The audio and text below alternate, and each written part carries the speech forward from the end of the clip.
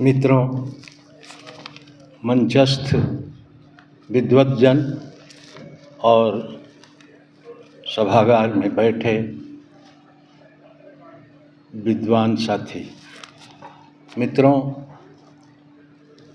आज जो जंग पर बात हो रही है और जंग की विभीषिका और विनाशक शक्ति को हम लोग जिस रूप में याद कर रहे हैं, उसके कौन से कारण हो सकते हैं कि जंग किसी देश पर थोपा जाता है और क्या देश की जनता चाहती है कि हम दूसरे देश से जंग करें? क्या देश का कोई समुदाय चाहता है कि दूसरे देश के विरुद्ध जंग छेड़ दिया जाए? क्या सैनिक चाहते हैं कि हम दूसरे देशों से लड़ें? ऐसा कभी नहीं होता मित्रों।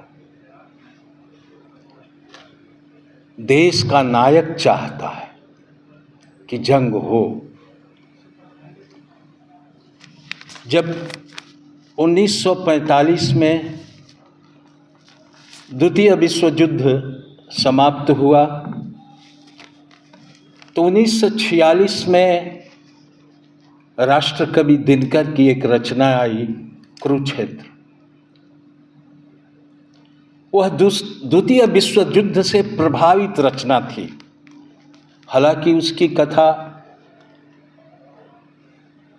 महाभारत पर आधारित है, लेकिन महाभारत की कथा की पुनरावृत्ति नहीं हुई है, बल्कि युधिष्ठिर और भीष्म के संवाद के द्वारा युद्ध की विभीषिका पर बात की गई है कि युद्ध कौन थोपता है, जो अन्यायी है वह, अथवा जो अन्याय को मिटाने चलता है वह।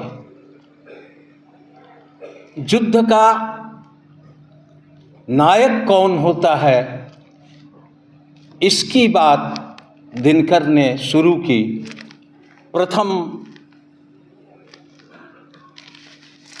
पंक्तियों में ही वे लिखते हैं, वह कौन रोता है वहाँ इतिहास के अध्याय पर, जिसमें लिखा है नौजवानों के लहू का मूल है। प्रत्यय किसी बूढ़े कुटिल नितिज्ञ के व्यवहार का, जिसका हृदय उतना मलिन जितना कि सरस बलक्ष है। जो आप तो लड़ता नहीं कटवा किशोरों को, मगर आश्वस्त होकर सोचता सोड़ित बहा, लेकिन गई बचलाज सारे देश की। जिसको स्वयं तो नहीं लड़ना है, लेकिन देश की लज्जा बचाने के लिए पूरे देश की जनता और सैनिकों को झोंक देता है युद्ध में। और उसके आगे कहते हैं दिनकर, ईश जाने देश का लज्जा विषय, तत्व है कोई कि केवल आवरण, उस हलाहल सी कुटिल द्रोहाग्नि का, जो कि जलती आ रही चिरकाल से, स्वार्थ लोलुप सभ्यता के अग्रणी नायकों के पेट में जठराग्नि सी। विश्व मानव के हृदय निर्द्वेष में मूल हो सकता नहीं द्रोहाग्नि का, चाहता लड़ना नहीं समुदाय है, फैलती लपटें विषैली व्यक्तियों की सांस से। समुदाय कोई लड़ना नहीं चाहता, बल्कि नायकों के पेट में जो द्रोहाग्नि की जठराग्नि जलती है, वही युद्ध का कारण हुआ करती है। ये दिनकर ने बताया। मित्रों, जो आसन्न युद्ध के खतरे दिखलाई पड़ रहे हैं पूरे विश्व में, और युद्ध के जो परिणाम हम लोगों ने भुगते हैं पिछले दिनों, आपको याद है कि आज ही के दिन नागासाकी पर बम गिराए गए थे और बम गिराते ही गिराते 1.5 लाख लोगों की मौत हो गई थी। रेडियो विकिरण से इतनी काली वर्षा हुई कि हजारों लाखों लोग अपंग हो गए, बहुतों का शरीर गल गया। और उस परमाणु युद्ध की निशा अभी भी बाकी है, जहां लोग आज भी अपंग पैदा होते हैं, आज भी वह स्थिति मौजूद है। इस तरह का भयावह युद्ध, विभीषिका, आप देखिए कि युद्ध के कारण क्या हैं।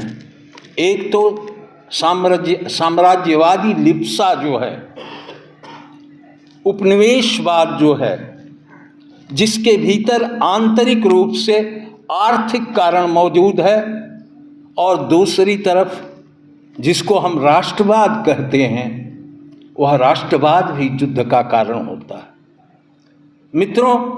और इस युद्ध को बढ़ाने में सुरक्षा के नाम पर जिस तरह परमाणु हथियारों की होड़ चल रही है, आपको याद होगा कि जब पोखरण विस्फोट हुआ था भारतवर्ष में,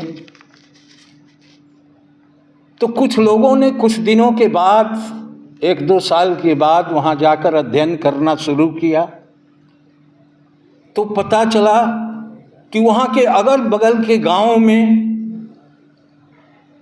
हर परिवार में कोई ना कोई एक आदमी कैंसर से पीड़ित होने लगा।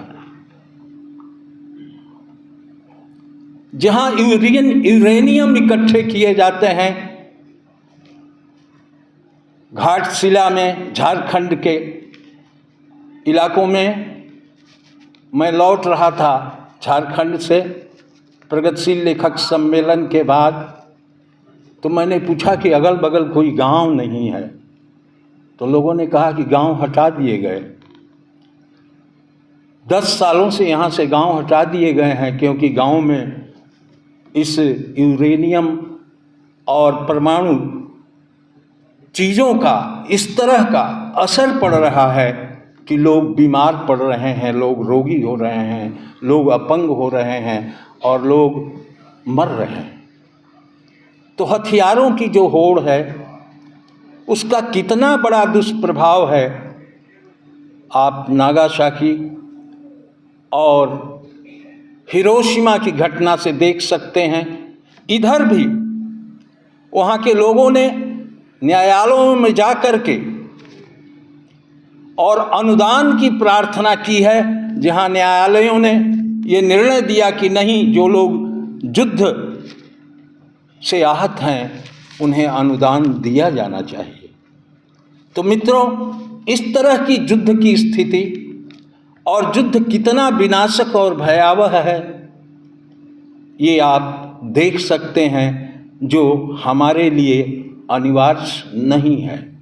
युद्ध हमेशा साम्राज्यवादियों के शोषण का युद्ध घोष ही होता है, और युद्ध का एक ही परिणाम है, आम नागरिकों की हत्या और विनाश। आम नागरिकों, निर्दोष नागरिकों की हत्या, युद्ध का यही परिणाम है। युद्ध से विस्तारवादी नीतियां बढ़ सकती हैं, लेकिन हमारे यहाँ बहुत ऐसे चिंतक हुए, बुद्ध, हमारे यहाँ गांधी, हमारे यहाँ टैगोर, जिन लोगों ने युद्ध की समस्या पर बात की और युद्ध के विरुद्ध जिन लोगों ने प्रेम, अहिंसा और सत्याग्रह को रखा। टैगोर तो राष्ट्रभक्ति को बहुत नीचे मानते हैं, मानवता को सबसे ऊपर। वह कहते हैं कि मैं जीते जी राष्ट्रवाद की जीत नहीं देख सकता मानवता के ऊपर। टैगोर ने कहा कि राष्ट्रवाद में शक्ति संवर्धन की बात होती है, और वह शक्ति संवर्धन पड़ोसी राज्यों के लिए खतरनाक तो होती ही है, अपने देश के लिए भी खतरनाक होती है। जब शक्ति संवर्धन की बात की जाए किसी देश के द्वारा, तो वह पड़ोसी राज्यों के लिए खतरनाक तो होता है, लेकिन अपने देश के लिए भी खतरनाक होता है। वह चाहता है अपने देश के नागरिकों पर भी नियंत्रण रखे, अपने देश के नागरिकों में भी अपने स्वार्थों के लिए राष्ट्रवादी ताकतें विभाजनकारी दृश्य पैदा करती हैं। अगर वैसा राष्ट्रवाद हो जिसके खिलाफ देश की जनता ही जंग लड़ने लगे, अथवा वह राष्ट्रवाद जो देश की जनता के खिलाफ ही जंग लड़े, तो क्या वैसा राष्ट्रवाद स्वीकार्य हो सकता है? देखा होगा आपने कि राष्ट्रभक्ति और राष्ट्रवाद के नाम पर किस तरह लोगों को देशद्रोही कहा जा रहा है। राष्ट्रवादी अगर आप हमारे जैसे नहीं हैं, हमारे विचारों से नहीं मिलते हैं, तो आप देशद्रोही हो सकते हैं। दूसरी कोई सीमा नहीं है आपके भीतर। तो इस तरह के राष्ट्रवाद के नाम पर जब युद्ध थोपा जा रहा हो, तो वह युद्ध विनाशक हो सकता है, विनाशक होता भी है। और मित्रों, ऐसे युद्ध के विरुद्ध जनता को खड़ा होना भी होगा। गौहर साहब ने कहा कि जनता को भी खड़ा होना चाहिए युद्ध के विरुद्ध। लेखक ही नहीं, जनता भी खड़ी हो, क्योंकि युद्ध जनता के ही विरुद्ध होता है, आम लोगों के ही विरुद्ध होता है। और दूसरी तरफ जब गांधी के विचार हमारे सामने दिखलाई पड़ते हैं, जब गांधी कहते हैं कि युद्ध किसी भी हालत में, हिंसक युद्ध किसी भी हालत में मेरा श्रेय नहीं हो सकता, और उसके लिए उन्होंने लगातार अपने जीवन में अहिंसा और सत्याग्रह को अपनाया, और युद्ध के नैतिक विकल्प के रूप में अहिंसा और सत्याग्रह तथा शांति और प्रेम को ही रखा गांधी ने। तो मित्रों, ऐसा भी हो सकता है कि युद्ध के विरुद्ध जनता शांति और प्रेम के हथियारों के माध्यम से उठ खड़ी हो, जिस तरह लेखक खड़े होते हैं। लेखक हमेशा युद्ध के विरुद्ध होते हैं और होना भी चाहिए। उसी तरह आम जनता के भीतर भी ये बात होनी चाहिए कि युद्ध किसी भी तरह हमारा श्रेय नहीं हो सकता। आप लोगों ने देखा होगा पिछले दिनों जब चीन युद्ध के समय चीन लद्दाख में इंटरवेन कर रहा था, सीमा पार कर रहा था, तो हमारे टीवी चैनलों पर किस तरह का युद्ध का उन्माद पैदा किया जा रहा था। लगता था अब आज ही युद्ध हो जाएगा, इस तरह का युद्धोन्माद पैदा किया जा रहा था। तो यह जो हिंसक भावना है, हिंसक भावना को उत्तेजना देने वाली जो चीजें हैं, युद्ध में समिधा का काम करती है। मित्रों, युद्ध कोई भी हो, पूरा इतिहास अगर देखिए प्रथम विश्व युद्ध और द्वितीय विश्व युद्ध का, सबसे बड़े संहारक युद्ध विश्व में यही हुए जहां करोड़ों लोगों की जिंदगी खत्म हो गई। और प्रकृति, कहा गौहर साहब ने कि पर्यावरण पर भी खतरे मौजूद हैं।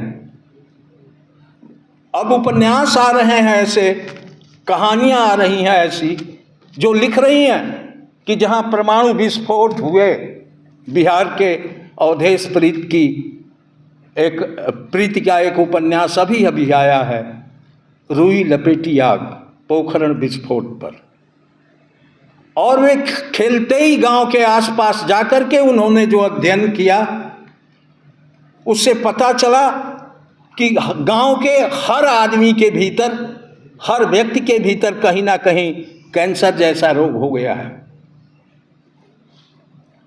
तो इस तरह की युद्ध स्पर्धा, इस तरह का युद्ध न्याय, इस तरह के युद्ध सरदारों के विरुद्ध जनता अपने सत्याग्रह और प्रेम के हथियारों से, अहिंसा के हथियारों से खड़ी हो सकती है और युद्ध के विरुद्ध अहिंसा के सिवा और कोई रास्ता हो भी नहीं सकता।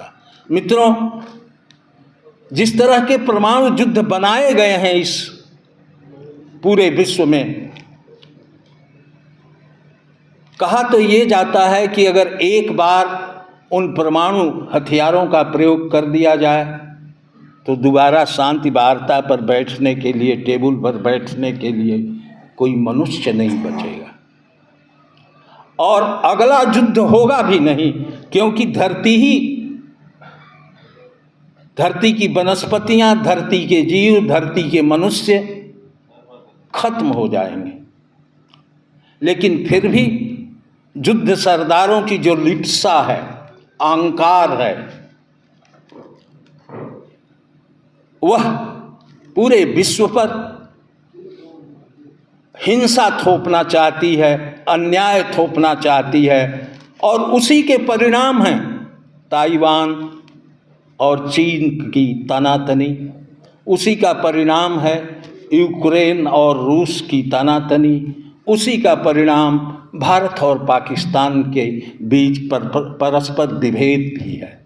ये सारी चीज़ें जो हैं गौर करने लायक हैं और इस समय में युद्ध के विरुद्ध खड़ा होना अत्यंत लाजमी है। मैं इन्हीं बातों के साथ अपनी बात समाप्त करता हूँ।